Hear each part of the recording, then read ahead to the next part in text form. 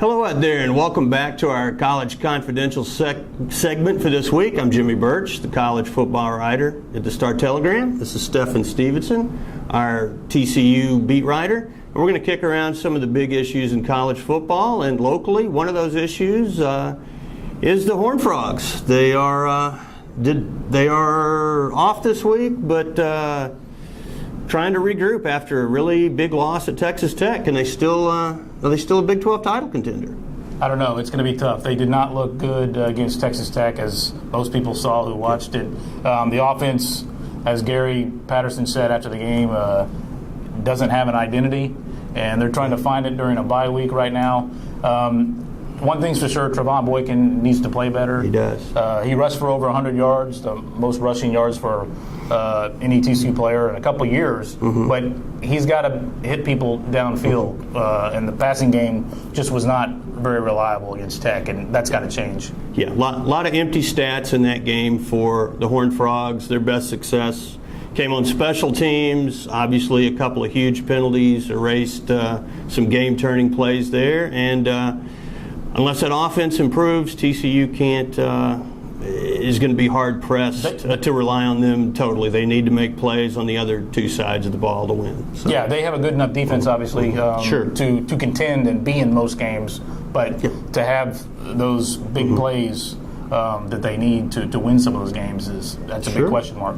Yeah, and at A&M, he had a huge game against Alabama, disappointing loss. Huge numbers for Johnny Manziel. Most people are going to identify him as the Heisman Trophy the Heisman Trophy front runner. They should again. Yeah, it's a little too early. Way too early, frankly, to cast anyone in that light. November games count double, maybe triple points in the Heisman race.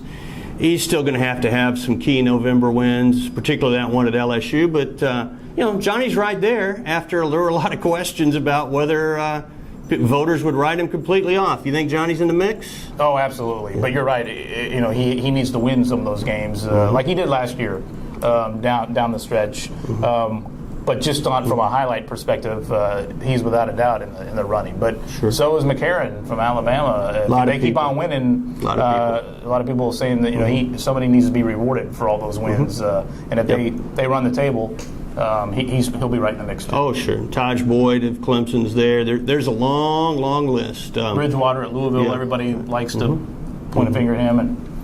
As far as Texas goes, we've another week, another big loss for the Longhorns, another bunch of people joining the countdown on the Mack Brown era. Obviously it's a little too early to blow taps. They haven't lost a Big 12 game yet, but this is not looking good, and Kansas State's probably not a good matchup for that Texas defense. I thought the defense was a little bit improved against a better offense. Do you see it that way? I mean, are they still... Wait and see what Daniel Sams does to them. Everybody in the world knows Kansas State's going to run the option down their throat, and we'll see. He's better than the guy that ran for 260-something yards from Brigham Young with a knee brace, so...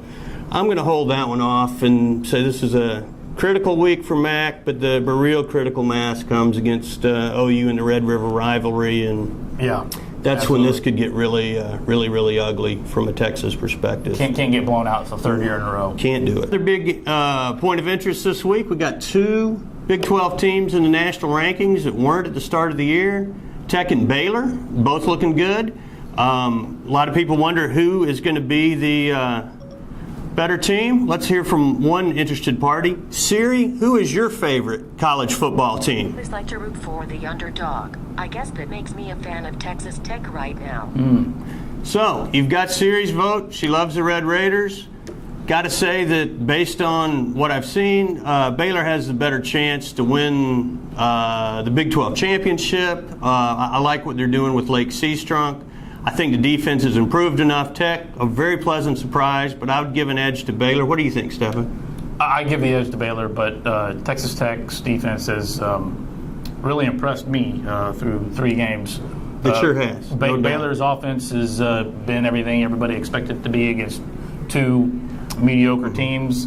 It'll be really interesting to see how they do the first couple Big 12 games, Baylor that is. But both of them, along with TCU and the front runners, Oklahoma State, and Texas, Kansas State, they're all going to beat each other up. I think Baylor and Texas Tech will both have something to say about who wins the conference title. Yeah, but in terms of something to say, Siri says she loves the Raiders, and only Tech has that going for them this week. That's all the time we've got. We appreciate you tuning in. Check us out on StarTelegram.com, and thanks for watching.